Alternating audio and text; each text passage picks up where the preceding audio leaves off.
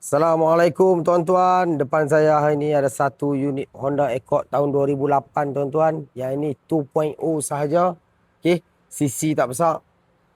Yang ni customer trade in. Saya buat video terus tuan-tuan. Okey. Tuan-tuan boleh tengok body paint pun kilat. Kau-kau punya kilat tuan-tuan. Cat cantik. Nombor tuan-tuan. Tu yang mahal 8878. Kereta semua cun, tak ada masalah. Tayar tuan-tuan boleh tengok baru lagi tuan-tuan. Body paint tu. Ni yang mahal dia tuan-tuan, body paint. Cat masih lagi cantik. Kilat boleh suluh muka lagi tuan-tuan. Dalaman tuan-tuan boleh nilai sendiri. Okey, color cream, pakai fabric seat. Sebelum ni owner dia pakai pembalut leather seat. Dia lapik. Tapi tadi saya dah buka semua aurat-aurat dia tuan-tuan. Boleh tengok. Seat pun kemas, tak ada terkoyak langsung. Mileage 178,000 sahaja. Ada reverse camera. Tu dah. Reverse camera pun clear. Cantik. Gambar tak ada pecah-pecah. Aircon sejuk, radio berfungsi macam biasa. Nak kena cari siaran tu.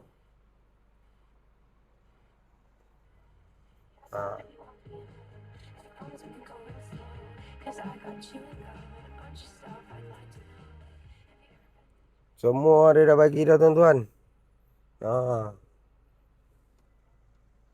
Dengan dashcam semua ada. Okey. Kapet pun original Accord. Tuan-tuan nak apa lagi? Semua ada tuan-tuan. Nak jual pun murah-murah sahaja. Okey. Kita tengok video dulu, tengok keadaan kereta, nanti baru saya sebut bagi harga dekat tuan-tuan. Ni kereta memang owner jaga. 2 owner saja kereta ni. Okey. Armrest semua ada. Seat memang sangat cantik. Empuk. Aircon belakang pun dah siap.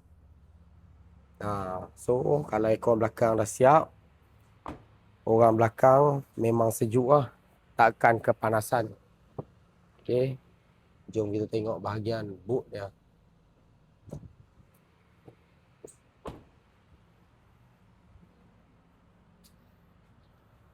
Tu dia tuan-tuan. Dia punya luas. Tak boleh bawa bincang tuan-tuan. Okey. Tutu semua ada. Jet-jet. Dia dah bagi sekali. Tayar spare pun macam baru lagi tuan-tuan. Okey. Yang penting mahal dia kat mana? Mahal dia kat sini tuan-tuan. 8878. Okey. Yang ni Honda Accord tahun 2008. 2.0 sahaja CC. Tuan-tuan bagi dekat saya 15,800. Siap Puspakom, siap tukar nama. Harga saya jual, harga cash, harga tunai sahaja. Saya tak ada buat apa-apa loan. Okey, yang mana berminat, tuan-tuan terus hubungi saya, kontak saya. Tuan-tuan terus masuk booking sebab kereta ni takkan lama. Memang tengah orang cari kereta ni sekarang tuan-tuan. Okey, yang mana berminat, hubungi saya terus tuan-tuan. Assalamualaikum.